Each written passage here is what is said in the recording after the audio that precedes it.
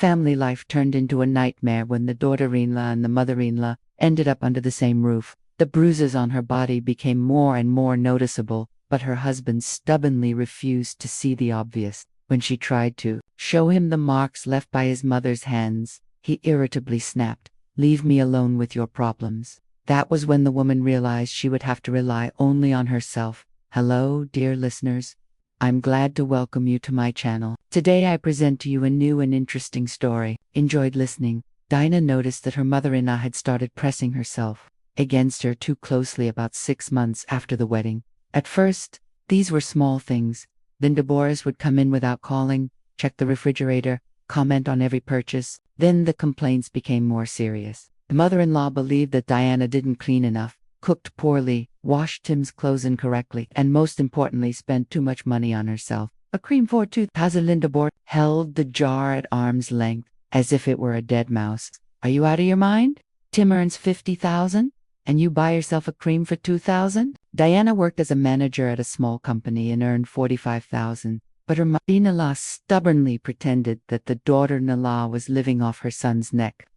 Although they split the rent equally, bought groceries together, and also shared utility bills. Diana even created a table on her phone where she recorded all expenses for her own peace of mind. Tim brushed off her complaints, saying that his mother was just caring, that she was lonely after his father's death, and that Diana should be understanding. Diana was understanding. She stayed silent when Linda Boris criticized her hairstyle. She endured it when her mother-in-law rearranged furniture in their apartment. She held back when Linda Boris began teaching her how to fry cutlets. But one day, her patience snapped. It happened at the end of November. Diana came home from work tired, with a headache. In the apartment, she found Linda Boris rummaging through their wardrobe. "What are you doing?" Diana stopped in the bedroom doorway. "I'm checking how you take care of Tim's things," the mother-in-law calmly replied without turning around. "Look, the shirt is wrinkled, and here moths have started. Do you even use mothballs, Linda?" "Boris, this is our bedroom, our wardrobe." "Tim's wardrobe," the mother-in-law corrected her, finally turning around. "He is my son, and I have the right to check the conditions he lives in." Diana's vision darkened. "Please, leave." "So proud," Linda Boris smirked. "You've forgotten who you are. I arranged your life. You married my son. The apartment is rented, but the neighborhood is decent. Your job is so soon. My pension will be higher than your salary, and you're trying to assert your rights." I said, "Leave." Linda Boris stepped closer. Evil sparks danced in her eyes, and I said, "Know your place. You are nobody here. Tim was always with me and will remain so, and you are just temporary." She poked Diana's shoulder with her finger. Hard. Diana staggered back. "Don't you dare touch me. And what will you do to me?" Linda Boris grinned wider, complained to Tim. "He'll believe me anyway. He'll never abandon his beloved mummy." She poked her again, even harder. Then she grabbed Diana's arm above the elbow and squeezed. Painful, enough to leave bruises. "Remember this once and for all. I am the mistress here, wherever my son lives. Got it?" Diana tore her arm away and ran out of the bedroom. She locked herself in the bathroom until she heard the front door slam. Then she stared for a long time at the red marks that were already turning blue. 4 fingers of her mother-in-law were imprinted on her skin like a brand. That evening, Tim came home in a good mood, talking about work, joking, suggesting ordering pizza. Diana waited until he took off his shoes and held out her arm. "Look," Tim glanced absent-mindedly. "So bruises. Your mother grabbed me today. It hurt. I didn't allow her to dig through our wardrobe, and she, oh come on." Tim grimaced, turning away. "Mom was just worried. Tim, look, these are finger marks." "Diana, enough already. Maybe you hit yourself somewhere. I'm telling you, it was your mother." "Leave me alone with your problems," Tim snapped, and Diana froze. "I'm tired. I've worked all day. I want to come home and rest, and you're here with your complaints. Mom bruises wardrobe. Solve your problems yourself if you're so grown up." He went into the room and turned on the TV. Diana stood in the hallway, staring at the closed door. Something inside her clicked, quietly, almost soundlessly, but after that click, the world became different, clearer, colder. Solve it yourself. Fine. The next day, Diana took a day off and went to a lawyer. A young woman in a strict suit listened to her and shook her head. Do you understand? Proving domestic violence is difficult, especially from a mother-in-law, but you can document the injuries and file a complaint. That's one. Two, if the apartment is rented, you have every right to forbid outsiders from entering it, even if it's your husband's mother. And if your husband is against it, then your problem isn't with your mother-in-law, but with your husband. The lawyer looked at her carefully. And that's a different conversation. Diana nodded. She understood it herself. She just didn't want to admit it. That evening, when Tim came home from work, she met him calmly. We need to talk. He grimaced again. Yes, for the last time. I want your mother to stop coming without invitation.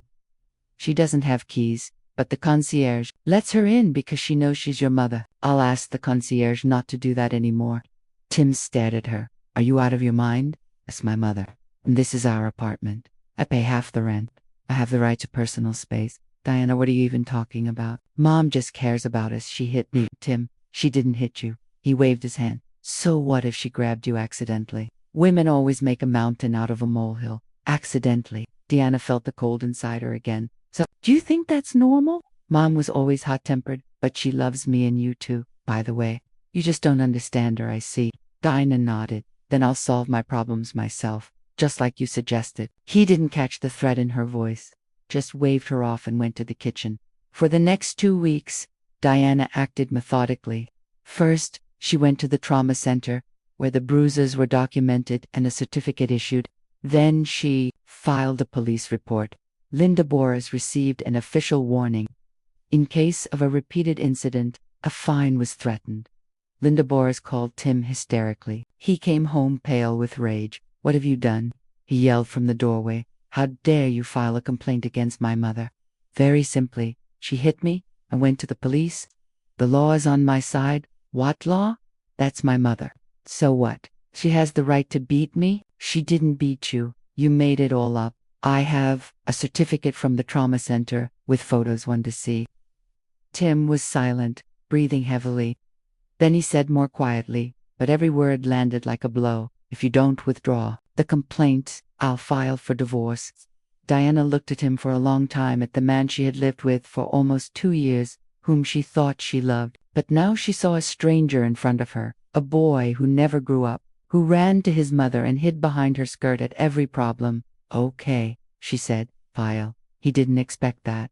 He was confused, opened his mouth, closed it, then turned and left. He slammed the door so hard the windows rattled. Diana took off her wedding ring and put it on the table. Then she took out her phone and texted her friend.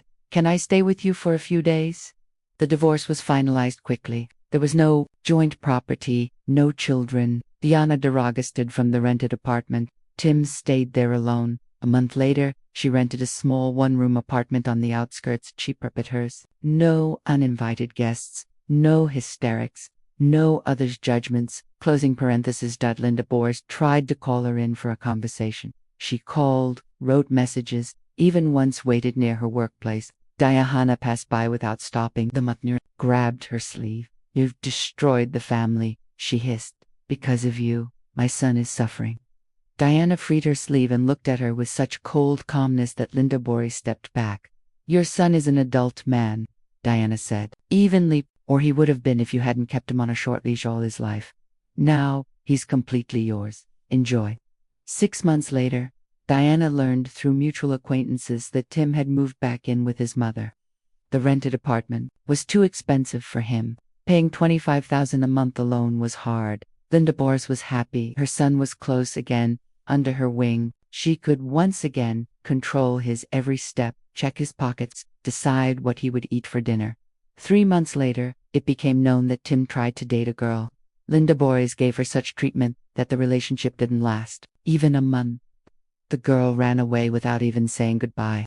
Then there was another attempt with the same result. Diana smirked when she heard about it. Somewhere deep down, she even felt a little sorry for Tim. Just a little. Her own life was improving slowly but steadily. She got a promotion at work and now managed a small department.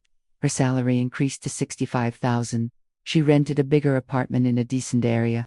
She signed up for yoga and Italian courses, simply because she had always wanted to. But before there was no time, and in early spring, she met Oliver. He worked as an architect, was 4 years older, had been married before and left that marriage without drama or scandals. On the second date, he brought her to meet his mother. An elderly woman with gray hair and kind eyes poured Diana tea, asked about her work, and when they were leaving, hugged her and said, "Come again, dear. It makes me happy to see my son happy." Diana left her house feeling an unfamiliar warmth inside. So, this is how it can be. This is how it should be. One winter day she ran into Linda Bors in a shopping mall. Her former mother-in-law was walking with Tim. He looked tired, aged. At 32, he had receding hairlines and deep wrinkles around his mouth.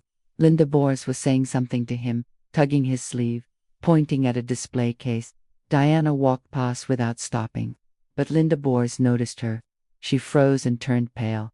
Diana was wearing a new coat and a fashionable haircut. Oliver walked beside her, tall, confident, holding bags from expensive stores. They clearly looked like a couple, a happy couple. Linda Bors opened her mouth, but Diana didn't let her say anything. She simply nodded briefly and politely, the way people nod to casual acquaintances, and walked on. When they were getting into the car, Diana turned around. Linda Bors was still standing in the same place, staring after them, while Tim was pulling her arm and saying something, but his mother seemed not to hear him. In the car, Oliver asked, "Who was that?" "The past," Diana replied, fastening her seatbelt, "a very distant past." He smiled and started the engine. Snow was falling outside, the city sparkled with lights, and ahead was everything. An evening in a cozy restaurant, a night in her apartment, tomorrow, and all the days after that, days that belonged only to her, and no one else could interfere with them. In spring, Diana and Oliver got married, quietly, without a lavish wedding, only the closest people. His mother came with a bouquet of white roses and warm words. Diana's mother and Sunila, everything was so simple, so easy, as it should be. And in September, when Diana was walking home from work, Tim called out to her on the street. She didn't recognize him right away. He had grown even thinner, wearing a sweater that looked borrowed, with dull eyes. "Diana, wait." She stopped, not out of politeness, just curiosity. "You were right," he said hoarsely. "About everything. Forgive me." Diana was silent. He spoke again. "Boster, I understand that I ruined everything, that I didn't protect you, that I was an idiot. But maybe we still have a chance. I'm ready to change. I'm ready to talk to my mom, to explain things to her." "Tim," Diana interrupted him. Her voice was firm, not harsh. "You didn't understand anything. It's not about you not protecting me back then. It's about the fact that you didn't see a problem at all. To you, I was someone who made things up, who was capricious, who exaggerated. You made your choice, and I made mine. But I've changed. No, you're just tired of living with your mom. It's not the same thing." She wanted to leave, but he grabbed her hand. For a second, Diana froze out again. But there was no aggression in his touch, only desperation. "Please," Diana gently freed her hand. "I feel sorry for you, honestly. But this is not my story anymore." She walked away without looking back. He didn't follow her, just stood there under the drizzling rain, watching her go, just like his mother once did in the shopping mall.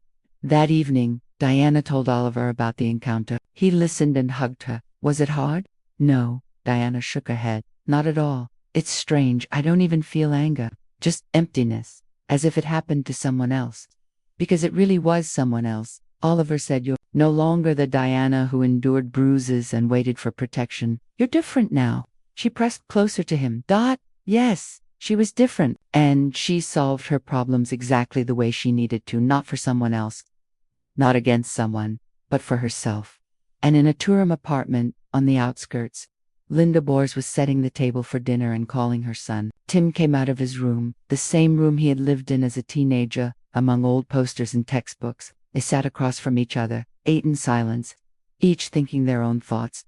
Linda Bors thought about how her son was nearby. Yet, there was no joy. Tim thought about how he had traded a family for his mother's kitchen and now didn't know how to escape this cage. They truly regretted it. They just realized it too late, when Diana was already far away in her own life, a life into which they no longer had any access.